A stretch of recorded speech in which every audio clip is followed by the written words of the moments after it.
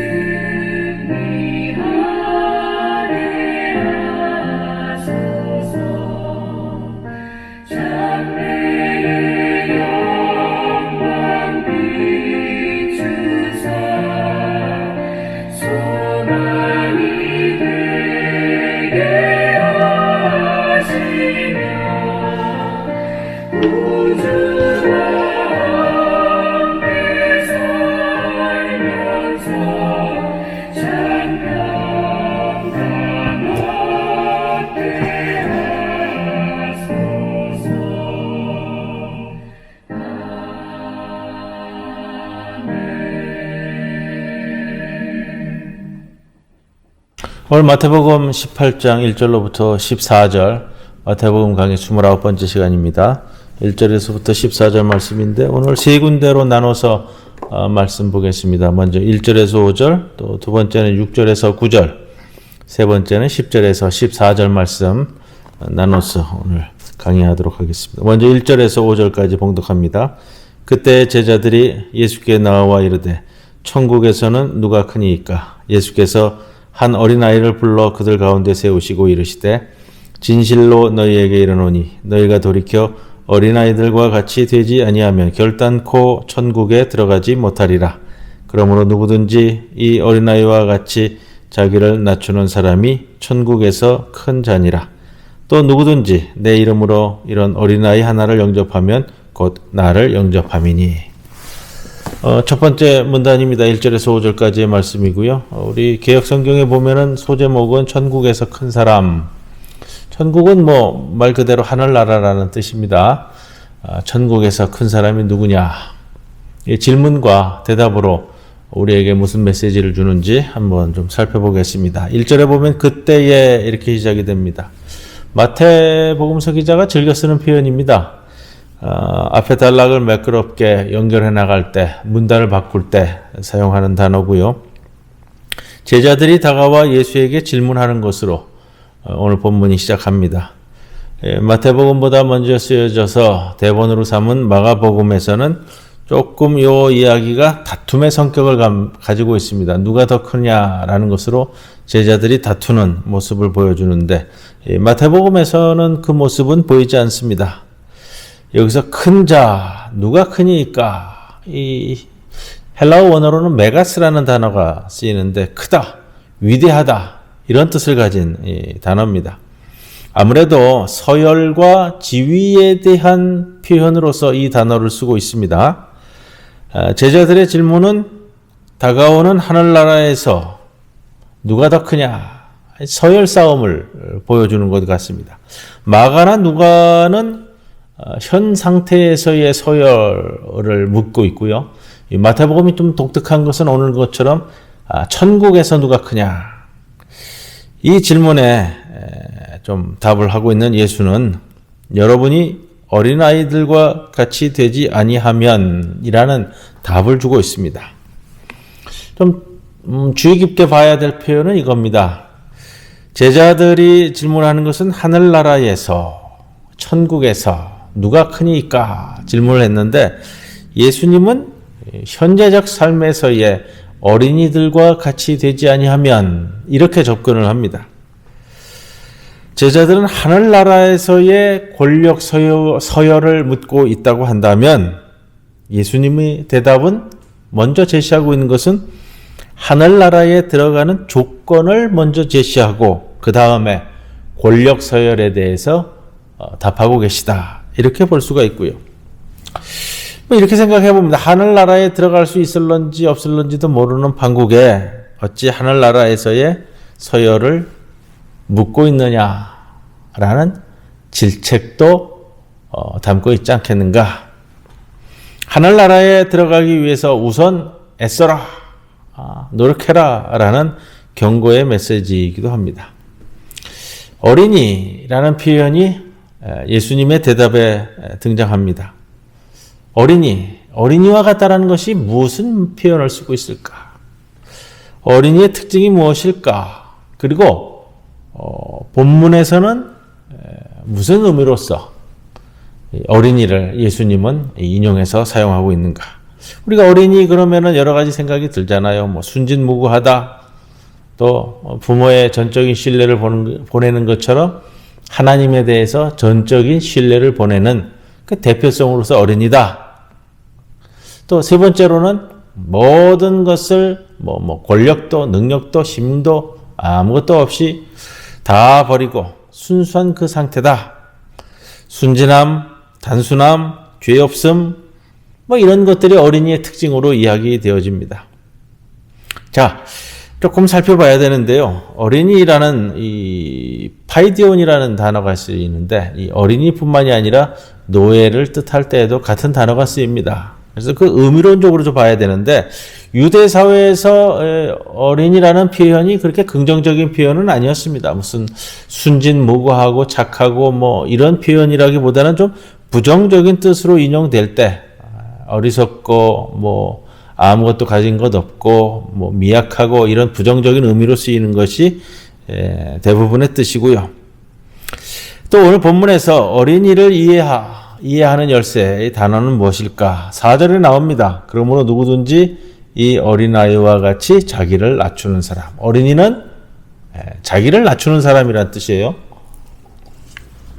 순진하다, 무구하다 이 표현보다는요. 본문을 통해서 알 수 있는 것은 어린이는 자기를 낮추는 사람. 낮춘다, 작다, 낮다 이런 뜻을 가진 단어인데 원어적 의미는 이겁니다. 권력이 없는, 힘이 없는, 사회적 지위와 영향력이 보잘것없는 이 뜻으로 쓰이는 것이 이 낮은 자, 자기를 낮추는 자 이 표현적인 의미를 우리가 명확히 좀 알아야 됩니다. 유대교와 그리스 문화에서 이 낮춘다라는 표현은 겸손을 나타내는 단어는 아닙니다. 그렇게 쓰이는 경우도 있었다고 그래요. 근데 겸손을 뜻하기보다는 낮은 지위에 있다, 보잘것없다, 이런 의미로 쓰일 때가 이 낮추는 것, 타페이노스라는 단어가 쓰이는데 이런 뜻이라고 합니다. 그렇기 때문에 이 단락에서 어린아이의 순진함이나 하나님에 대한 신뢰라는 신앙적인 시각으로 우리가 접근하는 것보다는 보잘것없는 권력을 비운, 권력을 내려놓은 이런 시각에서 보아야 하는 것이 좀 적합하겠습니다. 그렇게 이 구절은 제자들에게 이야기합니다. 너희들이 그전에 싸웠잖아, 다투었잖아요. 누가 더 높으냐? 한 사람은 오른쪽에, 한 사람은 왼쪽에, 여러 가지 일들이 벌어졌는데 예수님께서 제자들에게 하늘나라에서 누가 더 큰 자니까? 라고 물어봤을 때의 대답은 너희들이 가지고 있는 모든 힘과 권력을 내려놓아야만 한다. 그리고 섬겨라. 이것이 본뜻이다 라고 말씀을 드리겠습니다. 어린이를 도우라 라는 말이 아니고요. 어린이처럼 되라.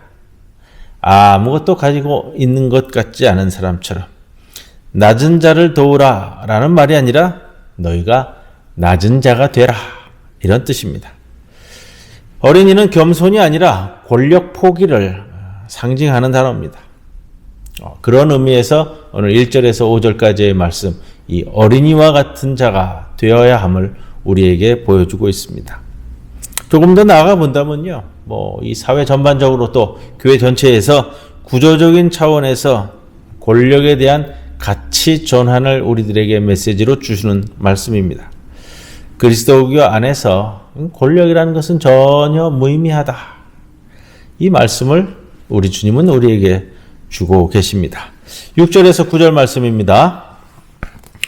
누구든지 나를 믿는 이 작은 자 중 하나를 실족하게 하면 차라리 연자 맷돌이 그 목에 달려서 깊은 바다에 빠뜨려지는 것이 나으니라. 실족하게 하는 일들이 있음으로 말미암아 세상에 화가 있도다. 실족하게 하는 일이 없을 수는 없으나 실족하게 하는 그 사람에게는 화가 있도다. 만일 내 손이나 내 발이 너를 범죄하게 하거든 찍어내버리라. 장애인이나 다리 저는 자로 영생에 들어가는 것이 두 손과 두 발을 가지고 영원한 불에 던져지는 것보다 나으니라. 만일 내 눈이 너를 범죄하게 하거든 빼어내버리라. 한 눈으로 영생에 들어가는 것이 두 눈을 가지고 지옥불에 던져지는 것보다 나으니라. 아멘. 굳이 소제목을 다 한다면 죄짓지 말라 이렇게 표현될 수 있겠습니다. 핵심 단어는 실족하게 하다라는 겁니다. 실족하게 한다. 지난주에도 같이 좀 말씀을 나눴었는데, 이 실족하게 하다, 장애물이라는 뜻이 되기도 하고요. 스캔들이라는 뜻이 단어입니다. 스칸달론이라는 헬라어 단어가 쓰이고 있는데, 원래의 뜻은 하나님의 백성의 삶을 파괴하는 것. 이것이 실족하게 하다. 스칸달론. 영어로 여기서 나오는 것이 이제 스캔들이 나오는 거예요. 장애물이라는 뜻인데, 마태복음에서는 이 스칸달론이라는 이 단어가 예수를 거부하거나 믿음이 작은 것, 믿음이 없어지는 것과 연결되어져서 표현되는 단어였습니다. 예전 공동번역 성경에서는요, 이것을 죄짓게 하는 자, 죄짓게 하다라는 번역으로 썼고요. 이 앞에 나오는 어린이라는 단어가 오늘 요 6절에서 나를 믿는 이 작은 자 중 하나를, 작은 자, 어린이가 작은 자로 좀 대체되었습니다. 자, 실족하게 하면 차라리 연자 맷돌이 그 목에 달려서 깊은 바다에 빠뜨려지는 것이 나으니라. 깊은 바다에 빠뜨려진다라고 좀 강화시키고 있는데, 누가복음이나 마가복음에서는 깊은이라는 단어는 쓰이지 않고요. 그냥 바다, 이 단어만 쓰입니다. 마태복음에 와서 강화되는 느낌입니다.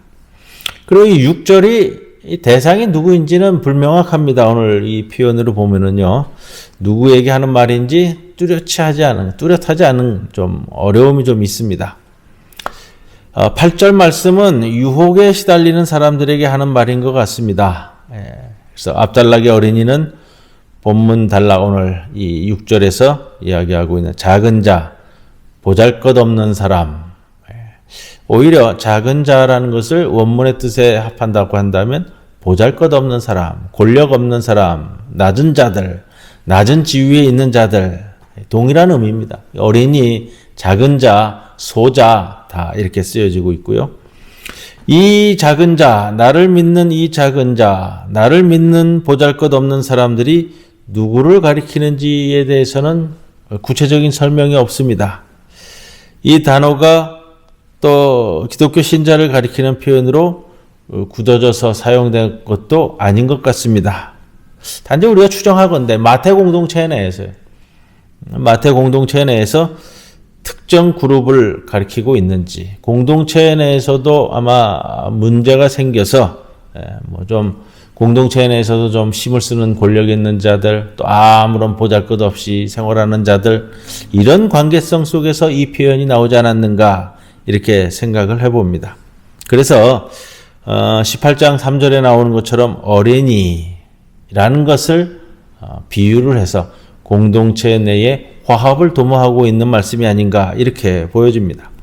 또한 이 7절에 보이고 있는 이 유혹하는 자들, 죄악을 실족하게 하는 일들을 벌이고 있는 자들은 아마 공동체 내에서 혼란을 일으키고 있는 자들, 또 뭐 넓게 보면 뭐 거짓 선지자들, 거짓 예언자들을 포함하고 마태복음서 기자가 그것을 의식하고 표현하는 것으로 보여집니다.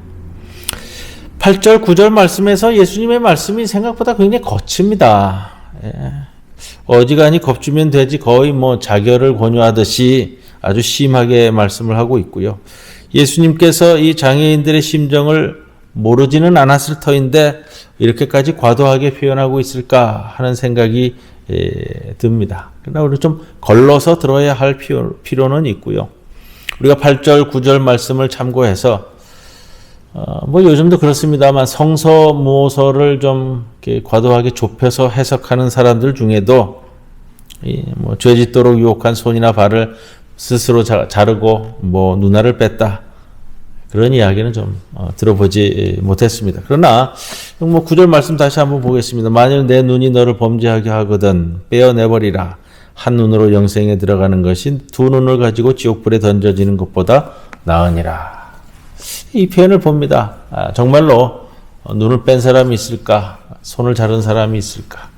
성서 말씀을 문자로 받아들이는 사람들도 뭐 그런 행동을 했다라는 것은 아직 보지 못했습니다. 자, 지옥불이라는 표현이 나옵니다. 그래서 뭐 이 단락을 근거로 해서 심판날에 우리 몸이 어디에까지 떨어질 수 있다라는 것을 그런 주장을 하는 펼치는 사람들도 있는데, 그래서 뭐 지옥불에 떨어진다, 이런 표현과 단어가 그 존재를 반드시 긍정하는 것은 아닙니다. 지옥이라는 단어에서 반드시 지옥 가는 사람들이 있어야 마땅하다라는 뜻을 이끌어내는 것은 아니죠. 하나님의 뜻은 어디에 있는지 모릅니다. 단지 누구는 구원받느냐, 누구는 구원 못 받느냐 하는 말은 우리가 공동체 내에서 서로 간에 하지 않는 것이 더 좋을 겁니다. 이 표현에 있어서요, 성서적 표현을 응용한다 하더라도 조심해야 될 부분들이 거기에 있고요. 이 표현들이 정확히 무엇을 표현하는지, 그것이 존재하기 때문에 이 표현이 나올 수도 있고요.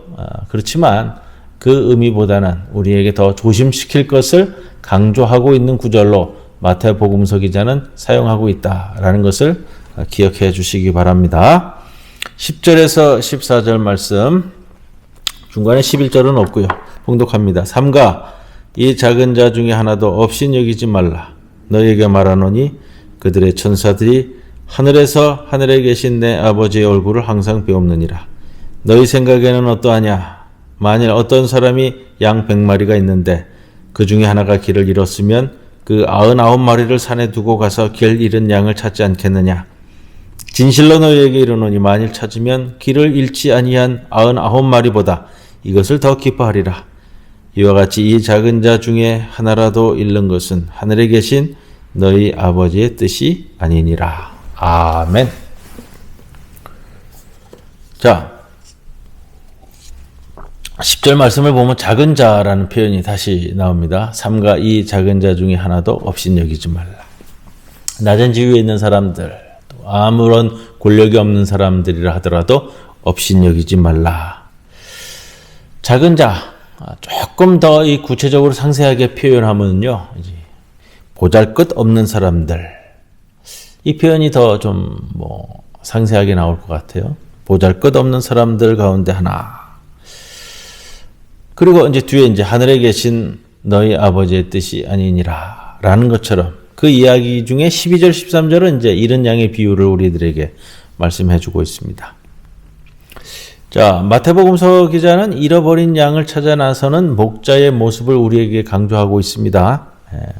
누가복음에 가면은 잃어버린 양을 찾는 목자의 이 기쁨을 주로 표현하고 있고요. 마태복음서는 목자의 모습을 우리에게 강조합니다. 그럴 때는 이제 메시지에 큰 의미가 있는 겁니다. 자, 10절에 업신여긴다.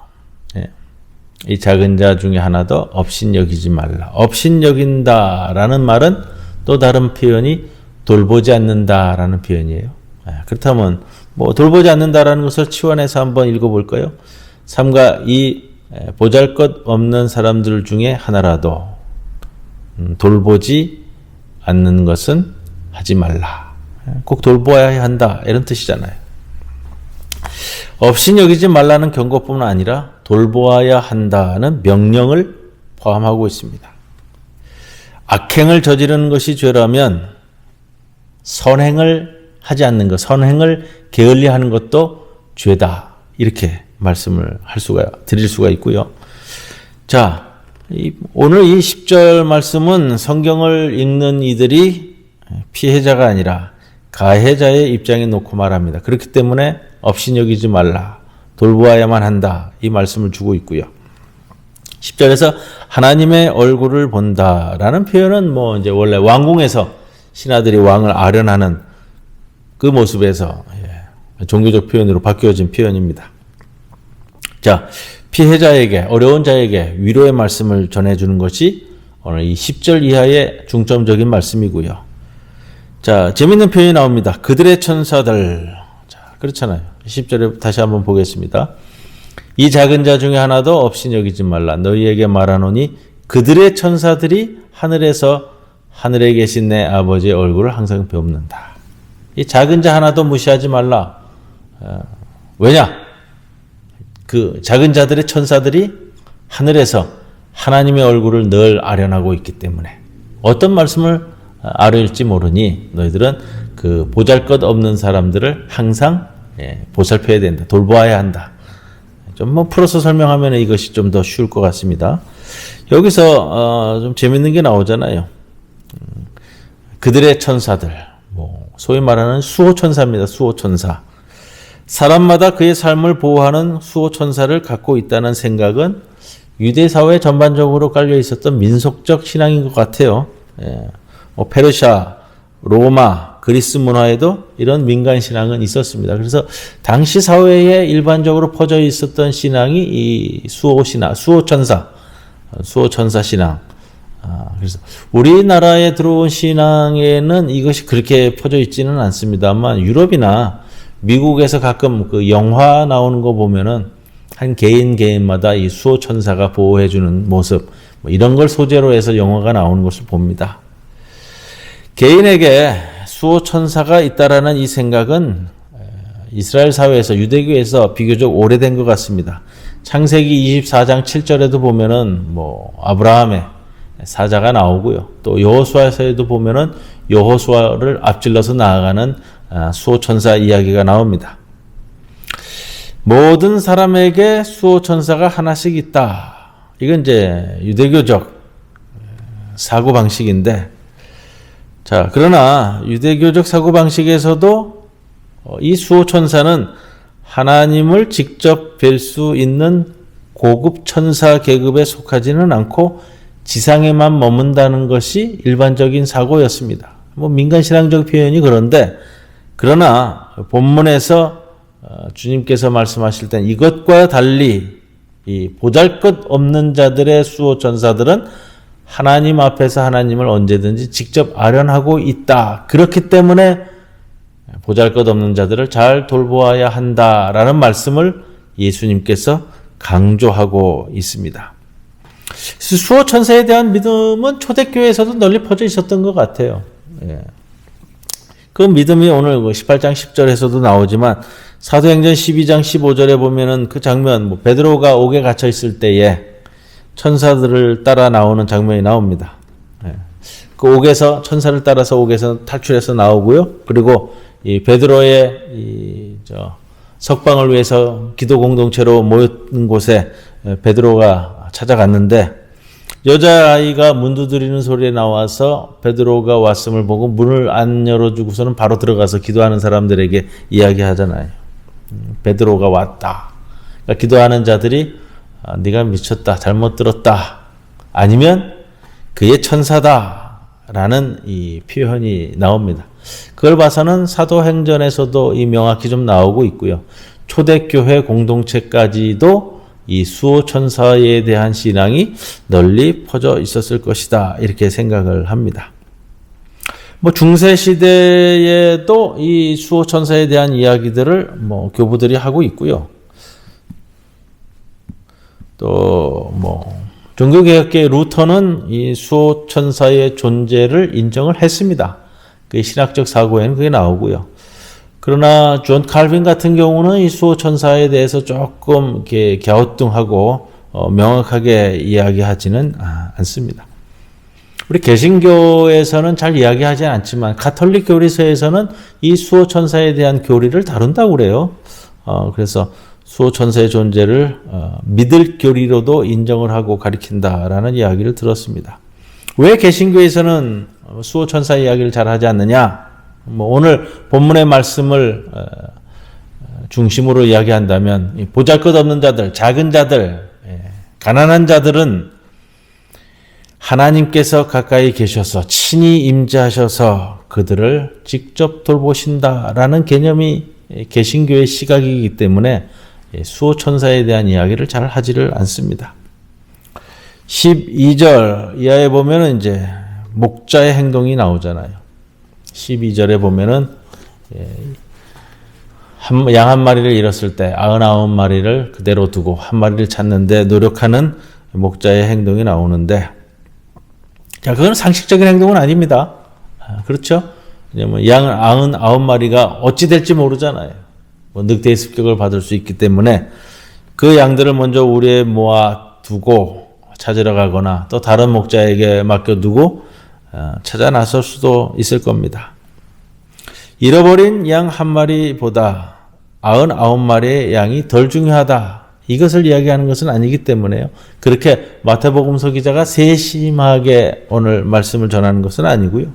중점적인 목적은 이 목자의 모습에서 신자들의 올바른 태도를 제시하고 있다. 그리고 목자 뒤에 계시는 하나님 아버지의 모습을 기억하도록 촉구하는 것이 오늘 본문 말씀입니다.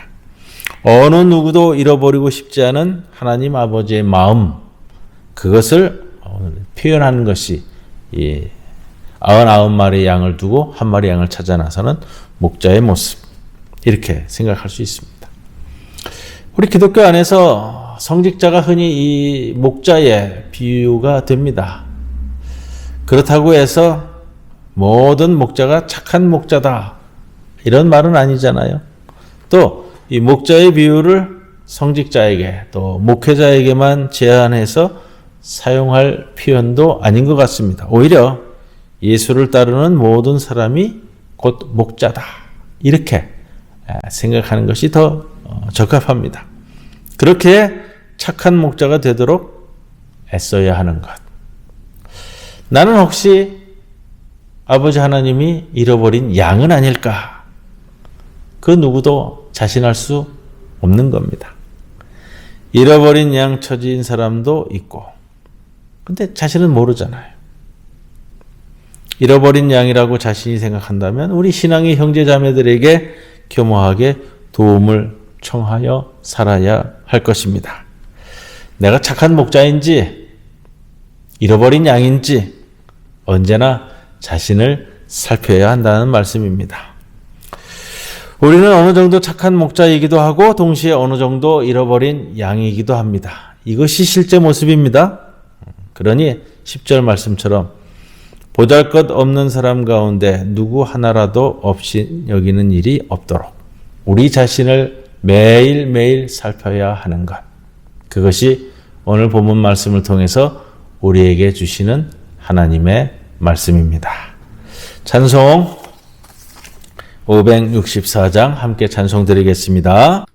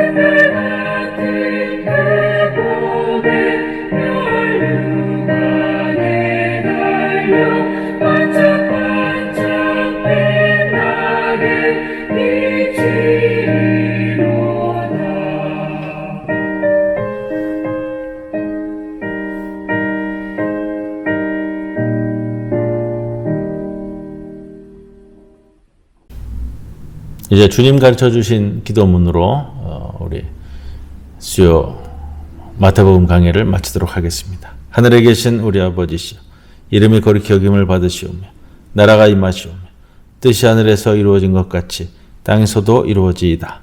오늘 우리에게 일용할 양식을 주시옵고 우리가 우리에게 죄 지은 자를 사하여 준 것 같이 우리 죄를 사하여 주시옵고 우리를 시험에 들게 하지 마시옵고 다만 악에서 구하시옵소서. 나라와 권세와 영광이 아버지께 영원히 있사옵나이다. 아멘.